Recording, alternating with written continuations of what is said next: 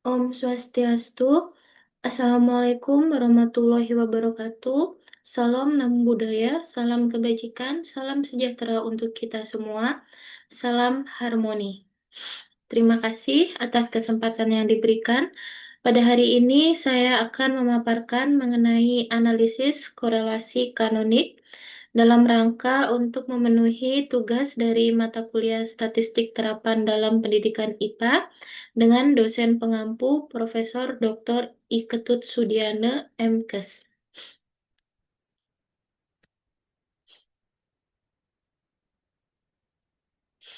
Baiklah, sebelumnya izinkan saya memperkenalkan diri terlebih dahulu. Nama saya Lia Francisca, NIM 25290611012 dari kelas B jurusan S2 Pendidikan IPA Universitas Pendidikan Ganesha. Baik, untuk yang pertama akan menjelaskan terlebih dahulu mengenai pengertian dari statistik multivariat.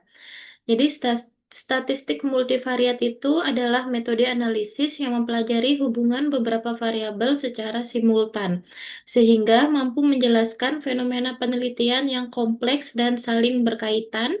Ini berdasarkan dari Hare et al. Tahun 2019. Teknik ini biasanya digunakan ketika variabel itu tidak dapat dijelaskan secara terpisah, melainkan harus dianalisis sebagai satu kesatuan. Nah, saat ini statistik multivariat itu menjadi dasar pengolahan big data, machine learning, dan analisis perilaku digital karena mampu menghasilkan informasi yang lebih akurat dan komprehensif.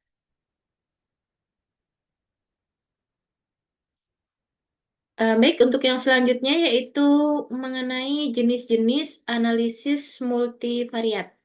Jadi, analisis multivariat ini mencakup berbagai teknik statistik yang digunakan untuk mengolah data dengan lebih dari dua variabel secara simultan.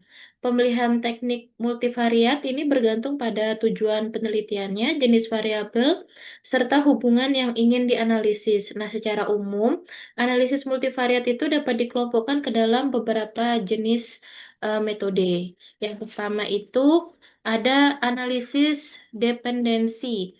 Nah, kategori ini biasanya itu digunakan ketika penelitian memiliki variabel dependen Y dan variabel independen X, dan hubungan yang dianalisis ini bersifat saling mempengaruhi antara variabel. Nah, contohnya itu biasanya ada regresi berganda, analisis diskriminan, analisis jalur, dan ada juga analisis korelasi kanonik. Nah, teknik ini itu memungkinkan penelitian untuk menguji pengaruh langsung atau hubungan antara variabel bebas dengan variabel terikat.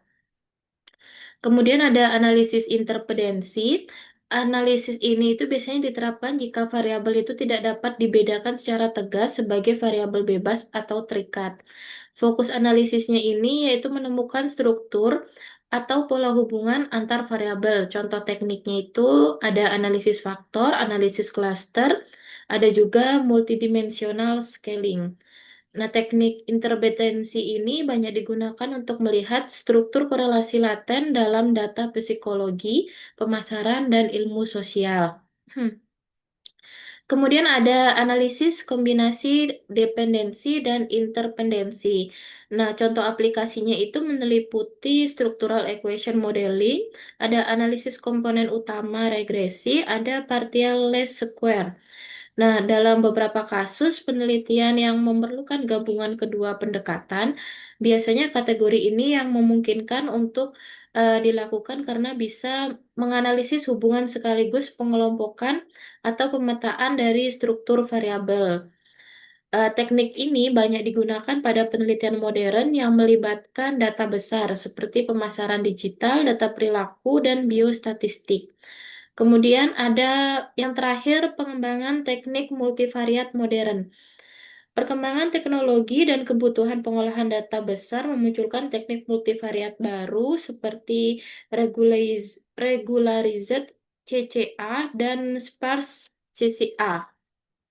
Kemudian ada deep multivariate analysis dalam machine learning. Kemudian ada neural multivariate pattern analysis untuk neuroimaging.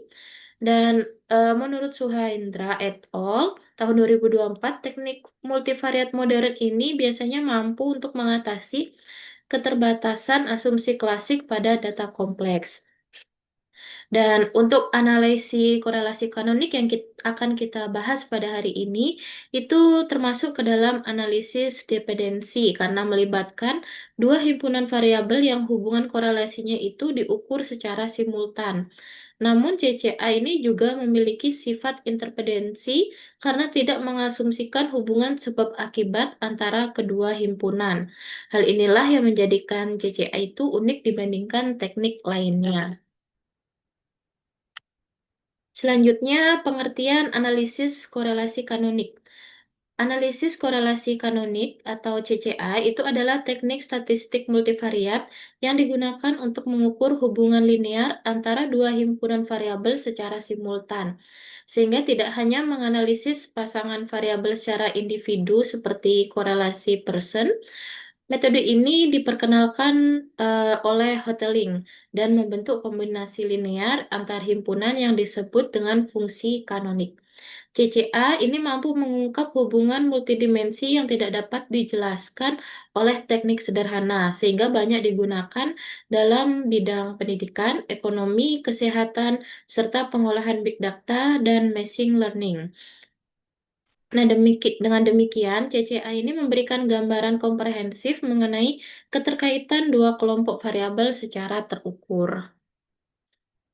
Selanjutnya, tujuan dan fungsi analisis korelasi kanonik. Analisis korelasi kanonik ini bertujuan untuk mengukur hubungan linier antara dua himpunan variabel secara simultan. Berbeda dari korelasi sederhana yang hanya membandingkan dua variabel, CCA ini mencari korelasi maksimal antara kombinasi linier variabel dalam kelompok X dan Y sehingga diperoleh satu atau lebih pasangan fungsi kanonik dengan nilai korelasi tertinggi. Jadi, tujuan utama analisis ini itu adalah memaksimalkan hubungan kedua himpunan variabel sehingga dihasilkan satu atau beberapa pasangan fungsi kanonik dengan nilai korelasi yang terbaik. Nah, selain itu, secara khususnya, fungsi dan tujuan dari analisis korelasi kanonik ini meliputi yang pertama, mengidentifikasi hubungan multidimensi antara dua kelompok variabel tanpa mengasumsikan variabel independen atau dependen secara jelas. Kemudian yang kedua, menentukan variabel yang memberikan kontribusi signifikan dalam pembentukan hubungan antara kedua himpunan melalui canonical loading dan cross loading. Kemudian yang ketiga, menghindari bias analisis korelasi berganda. Karena CCA ini menganalisis hubungan secara keseluruhan, bukan parsial. Dan yang keempat, menyediakan dasar pengambilan keputusan berbasis data multidimensi sehingga relevan dalam bidang pendidikan, kesehatan, pemasaran, dan ekonomi modern. Selain itu yang terakhir yaitu mendukung pemodelan data besar atau big data dalam bidang machine learning dan neurocomputing, terutama ketika diperlukan reduksi dimensi dan pemetaan hubungan antar fitur. Jadi berdasarkan hal tersebut, analisis korelasi kanonik ini bukan hanya digunakan untuk mengetahui keterkaitan antar variabel, tetapi juga berfungsi sebagai alat eksplorasi struktural yang mampu menjelaskan hubungan kompleks secara lebih efisien dan komprehensif. Baik, yang selanjutnya yaitu ada asumsi-asumsi dasar analisis korelasi kanonik. Nah, seperti halnya teknik statistik multivariat yang lain, analisis korelasi kanonik ini mensyaratkan beberapa asumsi agar hasil estimasi dan interpretasinya itu valid. Pemenuhan asumsi ini dipengaruhi terhadap stabilitas koefisien kanonik, ketepatan nilai korelasi kanonik, serta kemampuan generalisasi hasil analisis. Nah, adapun asumsi yang harus diperhatikan dalam pelaksanaan CCA ini meliputi yang pertama itu ada normalitas multivariat atau multivariate normality. Nah, data pada kedua himpunan variabel, yaitu pada X dan Y, harus memiliki distribusi normal multivariat.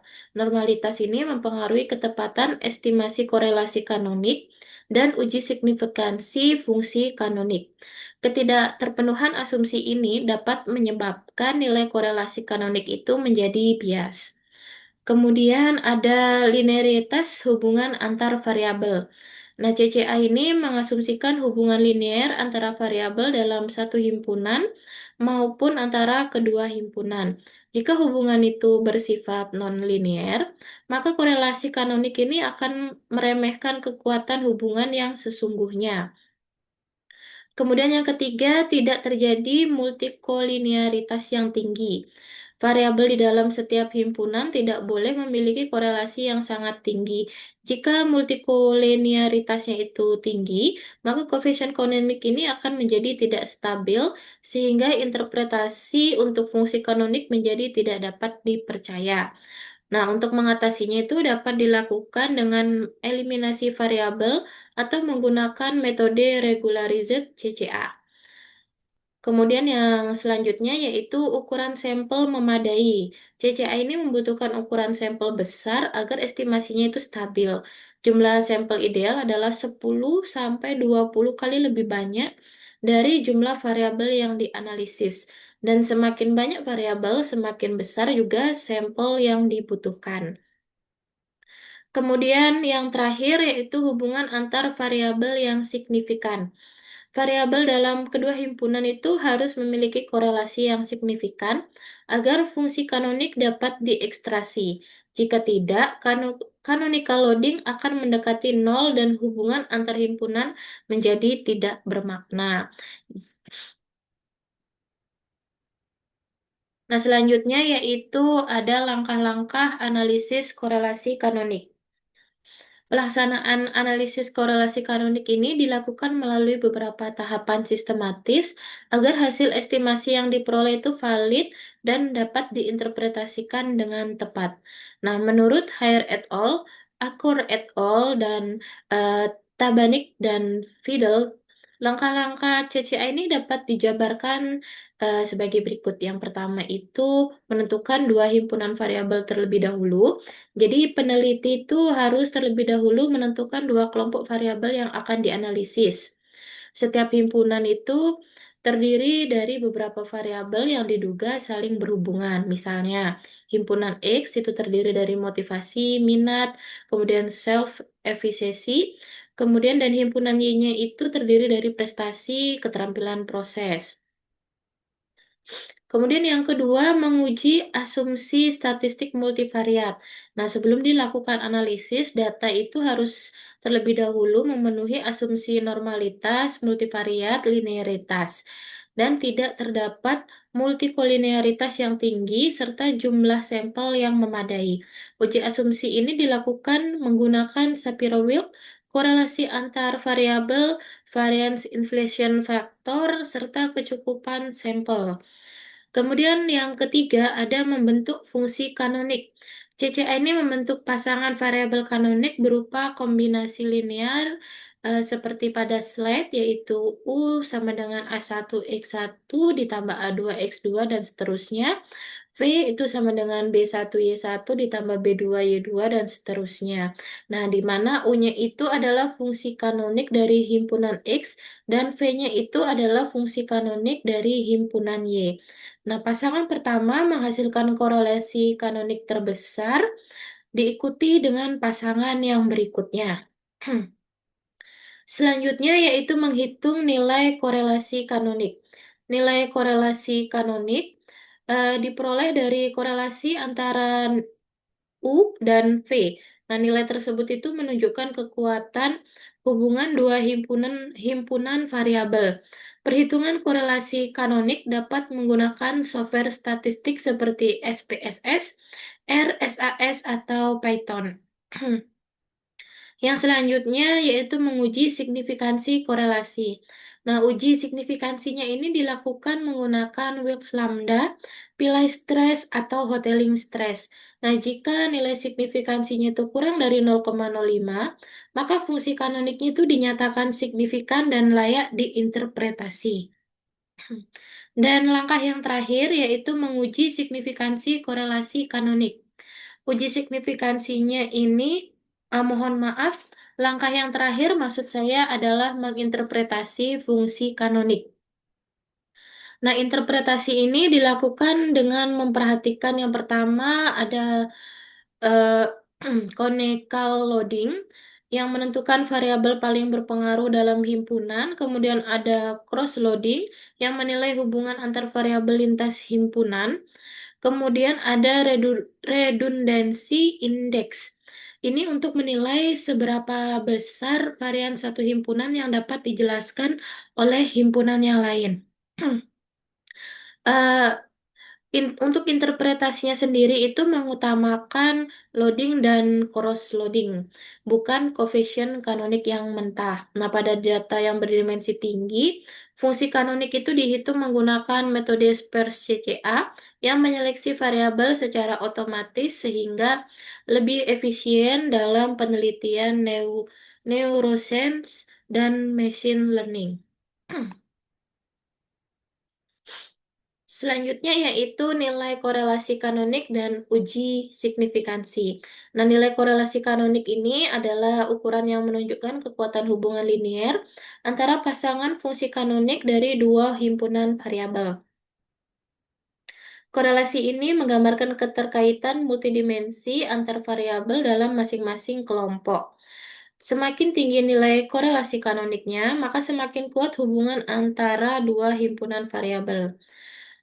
Yang pertama, untuk perhitungan nilai korelasi kanoniknya, korelasi kanonik itu diperoleh dari korelasi antara dua kombinasi linier yang dibentuk dari masing-masing himpunan variabel. Korelasi antara nilai U dan V-nya itu menghasilkan nilai korelasi kanonik dengan nilai berkisar antara 0 sampai 1. Pasangan pertama menghasilkan korelasi tertinggi, diikuti pasangan berikutnya dengan korelasi lebih rendah.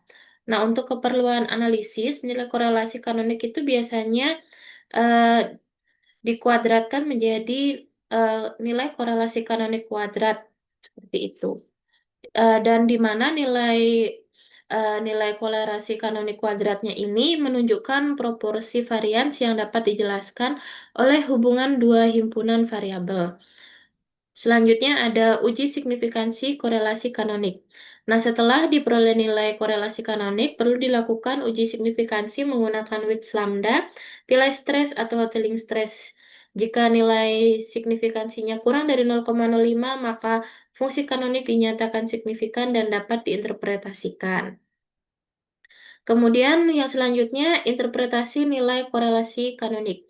Nilai korelasi kanonik ini diinterpretasikan sebagai berikut. Yang pertama itu jika nilainya 0,00 sampai 0,3 itu artinya korelasi lemah.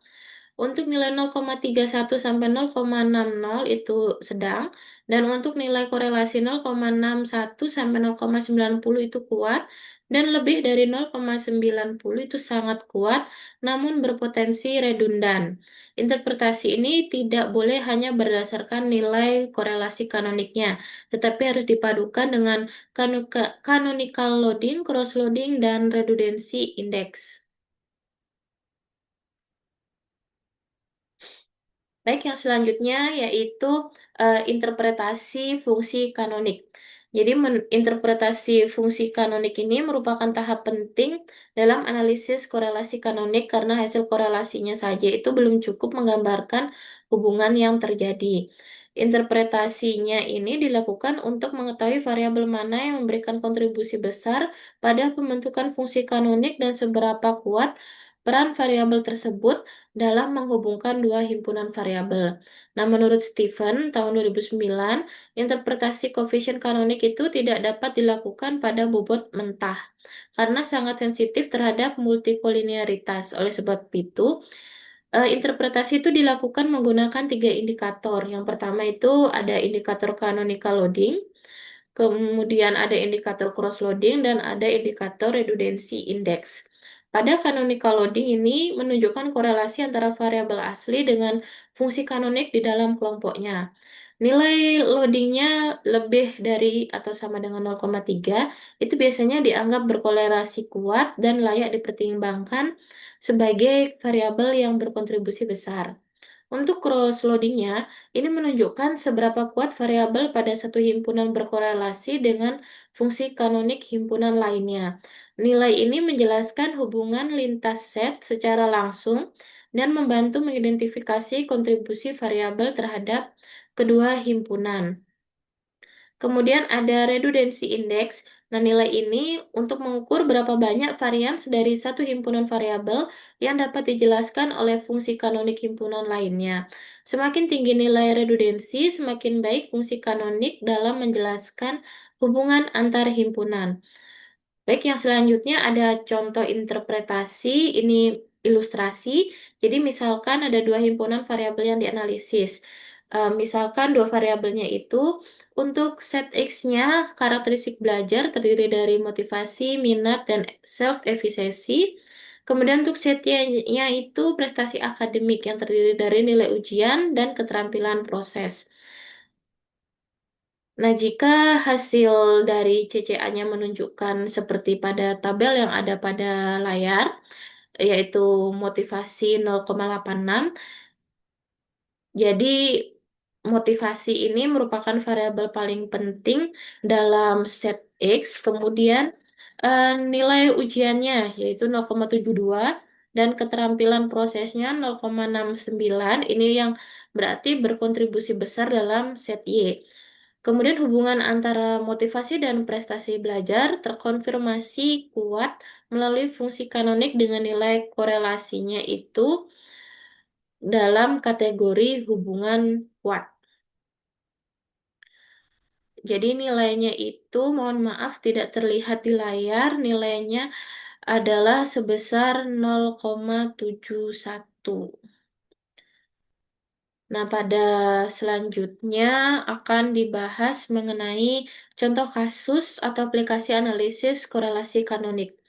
Nah, untuk menggambarkan penerapan analisis korelasi kanonik, ada disajikan contoh kasus sederhana dalam bidang pendidikan. Penelitian Akor, Alsoride, dan Al-Nasser tahun 2023 ini menemukan bahwa karakteristik psikologi siswa memiliki hubungan yang signifikan terhadap prestasi belajar dan keterampilan akademik. Nah, berdasarkan ilustrasi tersebut, contoh aplikasi kanoniknya itu yang dapat dirancang adalah sebagai berikut. Yang pertama dari tujuan contoh analisis. Jadi, di tujuannya ini yaitu untuk mengetahui hubungan antara karakteristik psikologi siswa dengan prestasi belajar melalui analisis korelasi kanonik. Kemudian untuk himpunan variabelnya di set X itu ada motivasi, minat, dan self-efficacy. Dan di set Y-nya ada nilai ujian dan keterampilan proses sains. Nah, data contoh ilustratifnya ini disajikan dalam bentuk nilai 0 sampai 100 pada 5 siswa. Di mana di dalam tabel yang ada di layar, di sana sudah diperlihatkan ada siswa A sampai E dengan nilai-nilai masing-masing pada tiap setnya. Kemudian langkah selanjutnya yang bisa kita analisis. Jadi dari hasil perhitungan CCA-nya itu, fungsi kanonik yang pertama memiliki korelasi 0,78 dan korelasi kuadratnya itu 0,61. Yang artinya 61% itu terkaitan antara dua himpunan dapat dijelaskan oleh fungsi yang pertama. Kemudian untuk hasil uji signifikansi dengan Wix lambdanya, menunjukkan nilainya itu 0,42 dengan nilai signifikansi 0,0012 yang artinya lebih kecil dari 0,05 dan diartikan fungsi kanoniknya itu signifikan. Dan untuk nilai canonical loadingnya diperoleh seperti pada slide, yaitu motivasi 0,89, minat 0,81, self-efficacy-nya 0,77, nilai ujiannya 0,84, kemudian keterampilan prosesnya 0,79. Jadi bisa diinterpretasikan, yang pertama variabel set X yang paling berkontribusi itu motivasi dengan nilai 0,89, variabel set Y-nya Yang paling berkontribusi itu nilai ujian 0,84 dan hubungan antara karakteristik psikologi siswa dan prestasi akademik adalah kuat dan signifikan. Nah, hasilnya ini juga sejalan dengan studi Accord et al. Yang menunjukkan bahwa karakteristik psikologi memiliki pengaruh yang besar terhadap kompetensi akademik. Jadi kesimpulan dari contoh tersebut yaitu menunjukkan bahwa CCA ini bisa memperlihatkan bahwa motivasi, minat, dan self-efficency itu berhubungan erat dengan nilai ujian dan keterampilan proses yang dimiliki oleh siswa. Analisis korelasi kanonik ini memberikan pemahaman hubungan secara multidimensi, bukan parsial.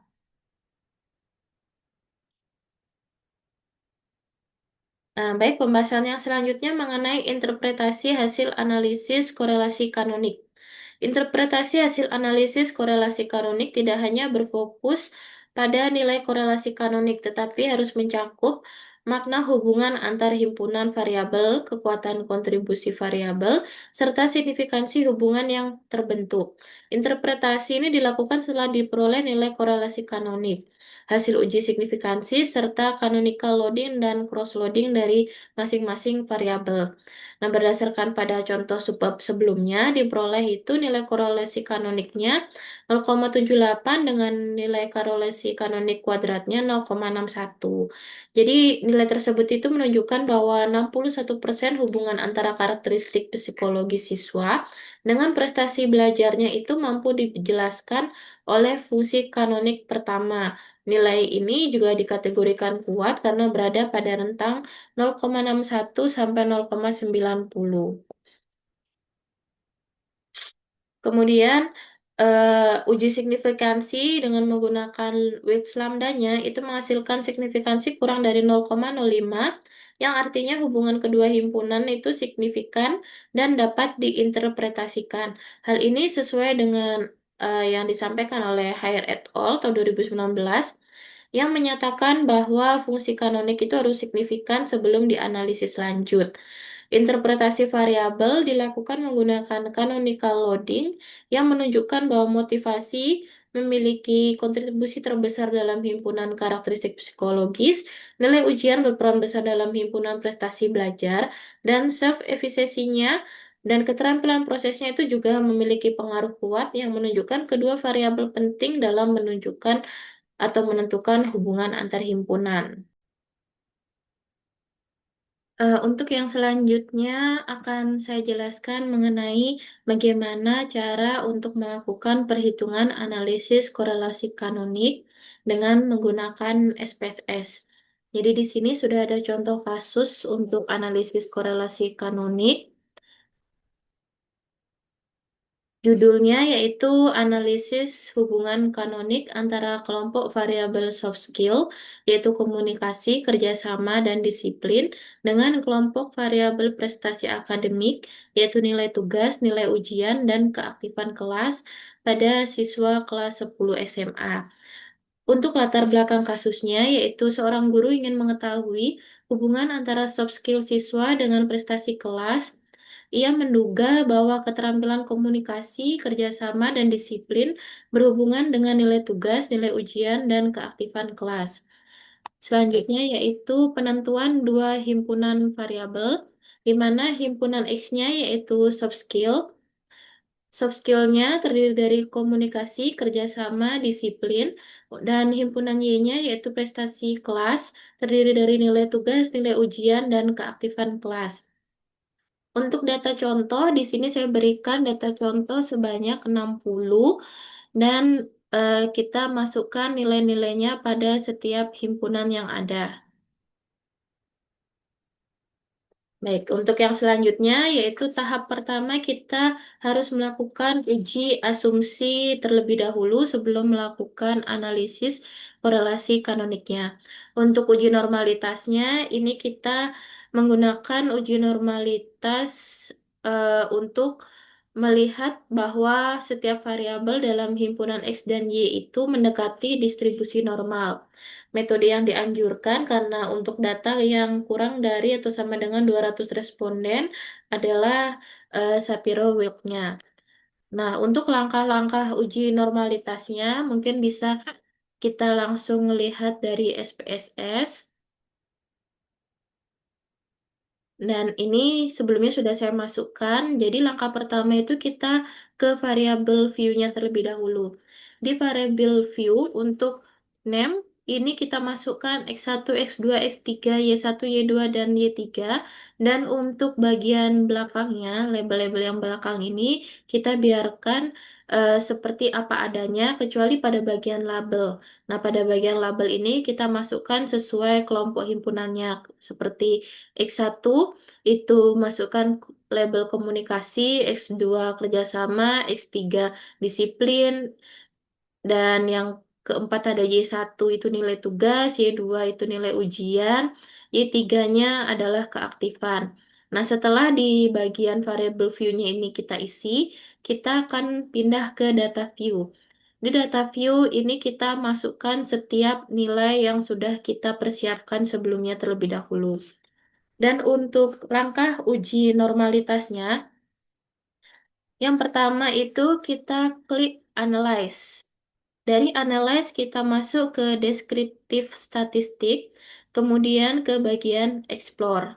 Nah, dari bagian ini kita masukkan semua variabelnya yang tadi dari X1 sampai Y3 itu ke bagian Dependent List-nya.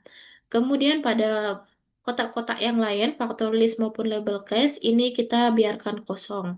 Setelah itu kita masuk ke plot. Dari plot ini kita kita akan centang bagian normality plot with test, centang histogram, centang stem and leaf. Dan kemudian kita klik continue. Setelah itu baru kita klik OK dan akan muncul output yang seperti ini. Ya, di outputnya ini kita ambil pada bagian test of normality yang ini. Nah, dari test of normality-nya ini baru kita akan interpretasikan. Jadi, seperti yang kita tahu, uji normalitas ini kan dilakukan untuk mengetahui apakah data penelitian itu berdistribusi normal sehingga dapat memenuhi salah satu asumsi dalam pelaksanaan analisis korelasi kanonik. Jadi, uji normalitas dalam penelitian ini itu menggunakan metode Shapiro-Wilk karena jumlah sampel yang digunakan kurang dari 200 responden dan kriteria pengambilan keputusannya dalam uji ini adalah apabila nilai signifikansinya lebih dari 0,05, maka data berdistribusi normal, sedangkan apabila nilai signifikansinya kurang dari 0,05, maka data tidak berdistribusi normal. Dan berdasarkan hasil uji Shapiro-Wilk-nya, yang bagian Shapiro-Wilk, ini dapat dilihat ada dua variabel yang pada himpunan soft skill, yaitu komunikasi dan kerjasama, itu memiliki nilai signifikansinya lebih besar dari 0,05, sehingga dapat disimpulkan bahwa keduanya itu berdistribusi normal. Sedangkan untuk yang lain, disiplin, nilai tugas, nilai ujian, dan keaktifan, ini memiliki nilai signifikansinya itu kurang dari 0,05 sehingga dinyatakan tidak berdistribusi normal. Tapi akan tetapi meskipun ada variabel yang tidak berdistribusi normal, pelanggaran ini tidak menjadi permasalahan serius dalam analisis korelasi kanonik. Jadi menurut Hare et al. Dan Tabanik dan Fidel, CCA ini termasuk metode multivariat yang cukup robust terhadap ketidaknormalan multivariat ringan selama tidak terdapat outlier ekstrim dan ukuran sampel memadai. Nah, dengan demikian, meskipun beberapa variabelnya itu tidak berdistribusi normal secara univariat, analisis korelasi ini tetap bisa kita lanjutkan. Nah, karena uji normalitas sudah kita lakukan, selanjutnya kita akan melakukan uji linearitas. Selanjutnya, uji linearitas. Nah, baik, untuk uji linearitas, ini bisa kita lakukan dengan cara klik Analyze, kemudian klik Regression.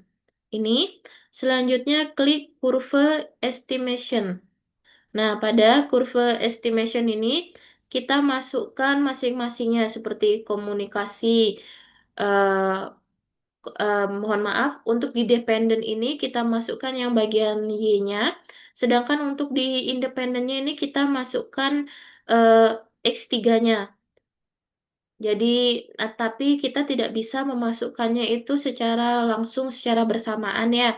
Jadi harus satu-satu, misalnya dari X-nya dulu, X1 berarti X1 dengan Y1, kemudian X1 dengan Y2, kemudian X1 dengan Y3, begitu pula dengan X2, X2 dengan Y1, X2 dengan Y2, X2 dengan Y3, dan nilai tugasnya juga sama, jadi mohon maaf keaktifannya maksud saya, jadi keaktifan, mohon maaf, maksud saya untuk disiplin, jadi untuk disiplin juga sama, itu dari X3 Y1, X3 Y2, X3 Y3. Jadi harus satu-satu, tidak bisa bersamaan. Nah, setelah kita apa tuh namanya memasukkan ini satu-satu, maka akan muncul data yang seperti ini. Dan kita ambil di bagian ANOVA-nya. Jadi untuk lebih jelasnya, ini sudah saya terlebih dahulu memasukkan nilainya satu-satu. Misalnya dari komunikasi dengan nilai tugas. Kita memperoleh nilai signifikansinya itu kurang dari eh, 0,05. Mohon maaf, signifikansinya kurang dari 0,0001. 001.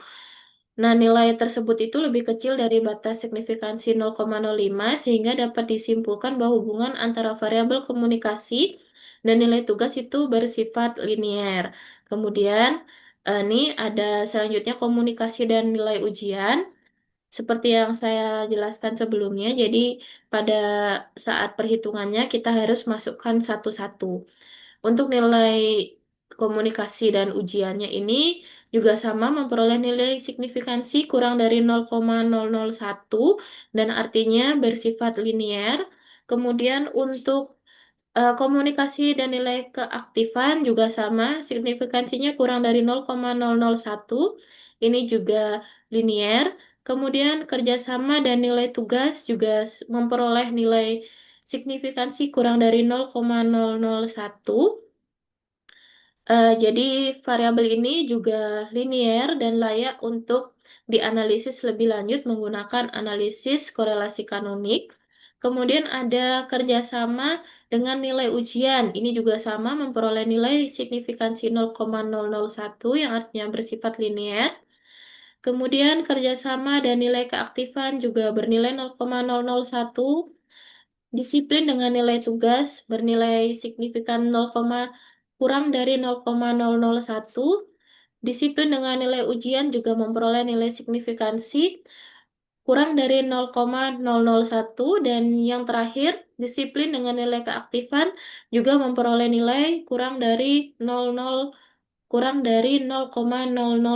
yang artinya eh, data bersifat linear. Jadi berdasarkan hasil uji linear menggunakan metode curve estimation itu seluruh pasangan dengan pasangan variabel soft skill-nya dengan variabel hasil belajarnya itu nilai signifikansinya kurang dari 0,001 dan menunjukkan bahwa bersifat linear.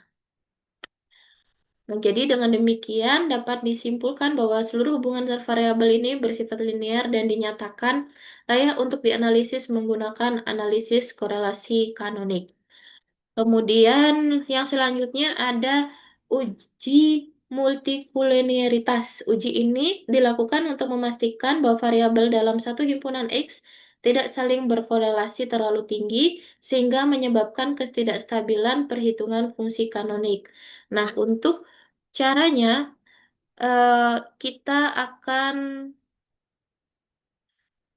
mulai dari analyze terlebih dahulu, kemudian regression. Kemudian kita pilih linear. Nah, untuk analisis multikulinearitas ini, kita akan melihat dari variabel X-nya. Jadi, kita nilai satu-satu dari X1 dengan X2 dan X3, kemudian X2 dengan X1 dan X3, dan X3 dengan X1 dan X2.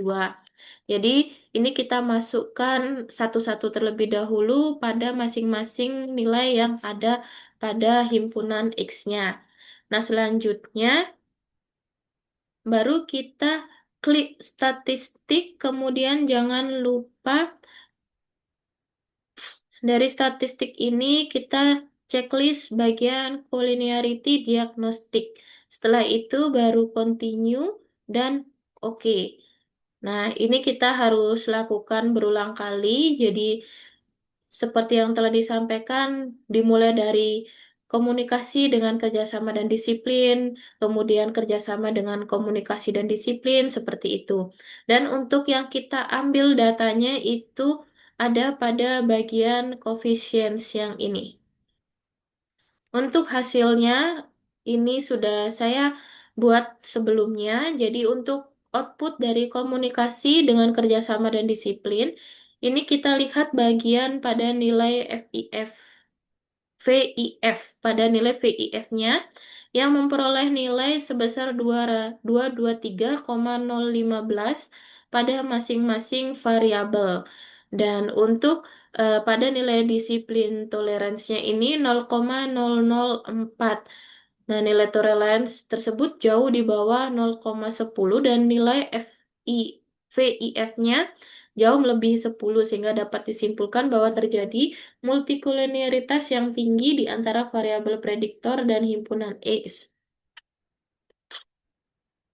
Nah, dengan demikian, variabel soft skill dalam penelitian ini memiliki korelasi internal yang sangat kuat sehingga saling menjelaskan satu sama lain. Kemudian ada pada bagian kerjasama dengan komunikasi dan disiplin, ini menunjukkan bahwa masing-masingnya itu memiliki nilai toleran sebesar 0,006 dan nilai VIF-nya itu sebesar 160,526. Nah, nilainya ini juga sama seperti yang sebelumnya, jauh di bawah batas 0,10 dan nilai VIF-nya juga jauh melebihi 10. Jadi, terjadi multikoliniaritas yang sangat tinggi dalam himpunan variabel soft skill yang ini. Kemudian pada bagian disiplin komunikasi kerjasama, ini memiliki nilai toleransi 0,003 dan PIF-nya itu 292,769. Nah, jadi nilainya itu juga sama di bawah 0,10 dan nilai VIF-nya itu juga melebihi batas 10. Jadi disimpulkan juga bahwa terjadi multikoliniaritas yang sangat tinggi dalam hubungan variabel soft skill-nya. Jadi berdasarkan hasil 3 kali pengujian dengan komposisi prediktor yang berbeda, seluruh variabel soft skill-nya, baik di komunikasi, kerjasama, dan disiplin, ini menunjukkan nilai toleransi kurang dari 0,10 dan VIF-nya itu lebih dari 10. Jadi dapat disimpulkan bahwa terdapat multikoliniaritas yang sangat kuat dalam himpunan variabel X. Namun demikian, kondisi ini tidak membatalkan penggunaan analisis korelasi kanonik karena metode CCA ini memang menggabungkan variabel menjadi fungsi kanonik sehingga multikoliniaritasnya ini tidak mempengaruhi kelayakan analisis, tetapi hanya mempengaruhi interpretasi variabel individual. Langkah selanjutnya yaitu kita akan mulai masuk pada uji analisis korelasi kanoniknya. Jadi cara menjalankannya, kita buka terlebih dahulu SPSS-nya, kita masuk ke Analyze, kemudian kita masuk ke bagian Correlate, baru kita pilih Canonical Correlation. Nah, di sini, di bagian set 1 kita masukkan seluruh himpunan X-nya. Kemudian di bagian set 2 kita masukkan seluruh himpunan Y-nya. Setelah itu, kita langsung klik OK.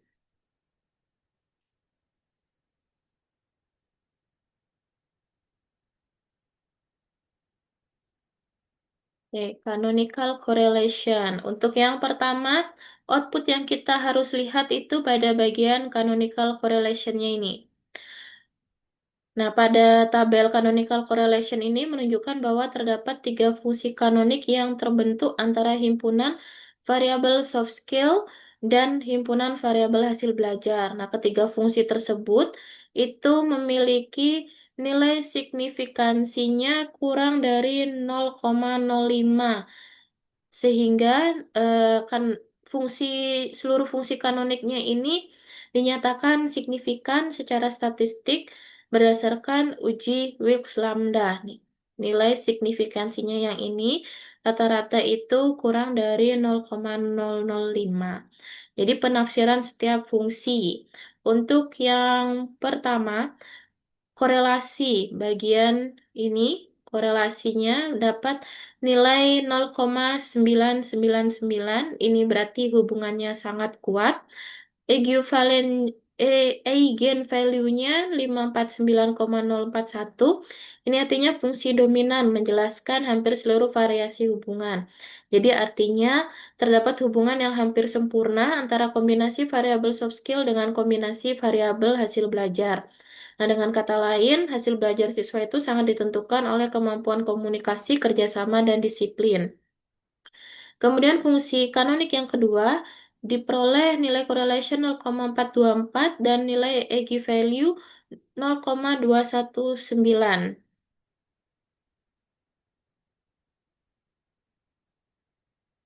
Oke, 0,219 yang artinya itu ada hubungan moderat antara variabel soft skill dan hasil belajar, namun kekuatannya itu jauh lebih kecil dibandingkan untuk fungsi kanonik yang pertama. Fungsi ini tetap signifikan, tetapi kontribusinya itu tidak dominan. Kemudian pada yang ketiga ada korelasinya 0,269 yang artinya hubungannya itu rendah dan nilai signifikansinya itu 0,041. Artinya itu fungsi ketiganya ini menunjukkan hubungan yang lemah tetapi masih signifikan. Fungsi ini hanya memberikan tambahan kecil terhadap pemodelan hubungan X dan Y-nya. Jadi kesimpulan yang bisa kita ambil dari bagian canonical correlation ini artinya hubungan antara soft skill dan hasil belajarnya itu secara umum sangat kuat dan signifikan, terutama ditunjukkan oleh fungsi kanonik pertama yang memiliki korelasi 0,999 dan eigenvalue-nya 549,041. Hal ini menunjukkan bahwa soft skill memiliki kontribusi dominan dalam menentukan keterberhasilan hasil belajar. Nah, untuk selanjutnya, untuk menentukan variabel mana yang paling mempengaruhi, maka diperlukan data pada tabel canonical loading. Kita akan mengambil tabel canonical loading. Nah, yang ini pada canonical loading set pertama dan canonical loading set 2. Jadi pada canonical loading set pertama, semua variabel subskill-nya itu berkontribusi hampir sempurna terhadap fungsi kanonik pertama karena nilai loadingnya itu mendekati 1. Variabel dengan kontribusi terkuat itu ada di bagian X1-nya dengan nilai canonical loadingnya itu minus 1,000. Nah, selanjutnya untuk set kedua, ini pada himpunan yang Y, itu ketiga variabelnya ini juga memberikan kontribusi yang maksimal. Tidak ada perbedaan dominan yang berarti, tetapi nilai tugas, yaitu Y1, sedikit paling kuat. Jadi, fungsi kanonik pertama menunjukkan bahwa komunikasi, kerjasama, dan disiplin memberikan kontribusi hampir sempurna terhadap pembentukan hubungan dengan nilai tugas, nilai ujian, dan keaktifan siswa secara simultan. Hal ini menegaskan bahwa soft skill merupakan prediktor utama keberhasilan belajar, baik pada aspek kognitif, psikomotor, maupun afektif. Nah, berdasarkan hasil analisis loading kanonik pada himpunan variabel soft skill, diperoleh nilai loading untuk variabel komunikasi sebesar kurang dari 1,00, kerjasama sebesar minus 0,998, dan disiplin sebesar minus 0,998, menunjukkan bahwa seluruh variabel dalam himpunan S itu memiliki kontribusi yang sangat kuat terhadap fungsi kanonik pertama, dengan variabel komunikasi memberikan kontribusi yang paling dominan. Sedangkan pada himpunan variabel hasil belajar, itu menunjukkan bahwa seluruh variabel dalam himpunan Y itu juga memberikan kontribusi yang kuat pada hubungan kanonik. Nah, dengan demikian dapat disimpulkan bahwa soft skill itu berperan secara signifikan dan dominan dalam menentukan hasil belajar siswa secara multivariat sehingga kemampuan komunikasi, kerjasama, dan disiplin sangat penting dalam meningkatkan performa akademik siswa, baik dalam ranah kognitif, psikomotor, maupun afektif. Langkah yang terakhir yaitu kita menentukan dari redundancy indeksnya. Jadi untuk redundancy indeksnya itu kita ambil di tabel yang proportion of variance explained. Jadi dari tabel ini kita akan memiliki makna statistik untuk yang pertama. Fungsi kanonik pertama itu menjelaskan hampir seluruh variansi dalam himpunan soft skill dan himpunan hasil belajar. Untuk variasi, mohon maaf, untuk fungsi kanonik 2 dan 3 hanya menjelaskan 0,1% atau kurang sehingga tidak memiliki kontribusi substansif walaupun signifikan secara statistik.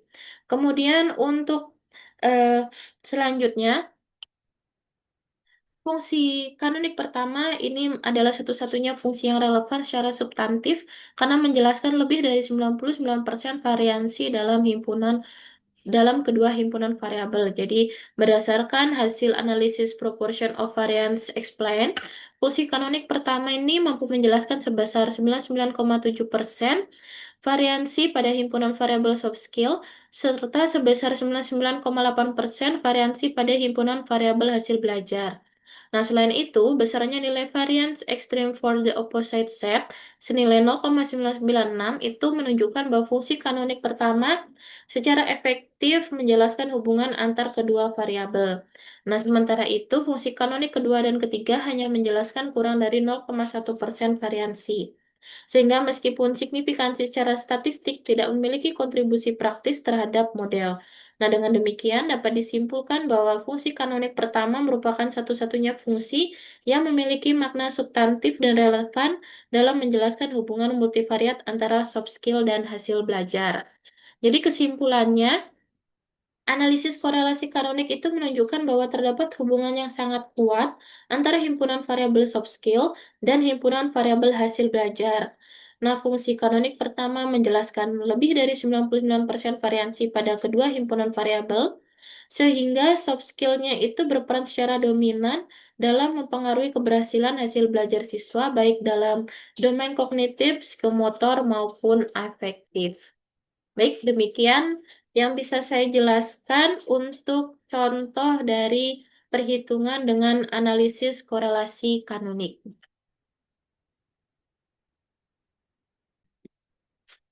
Jadi, kesimpulannya, CCA ini adalah teknik statistik multivariat yang mengukur hubungan linear antara dua himpunan variabel secara simultan. Nah, metode ini lebih komprehensif dibanding korelasi sederhana karena menganalisis hubungan multidimensi tanpa menetapkan variabel sebab akibat interpretasi CCA tanpa menetapkan variabel sebab akibat. Kemudian interpretasi CCA ini dilakukan melalui melalui canonical loading, cross loading, dan redundancy index dengan syarat pemenuhan asumsi seperti normalitas, linearitas, dan sampel memadai. Dan CCA ini terbukti relevan dalam penelitian modern termasuk bidang pendidikan, kesehatan, ekonomi, hingga analisis big data dan machine learning. Baik, demikian pemaparan materi yang bisa saya sampaikan mengenai analisis korelasi kanonik. Akhir kata, saya mengucapkan terima kasih banyak dan mohon maaf apabila terdapat kesalahan materi atau kesalahan penjelasan yang telah saya berikan. Dan akhir kata, saya mengucapkan Om Santi Santi Om. Wassalamualaikum warahmatullahi wabarakatuh.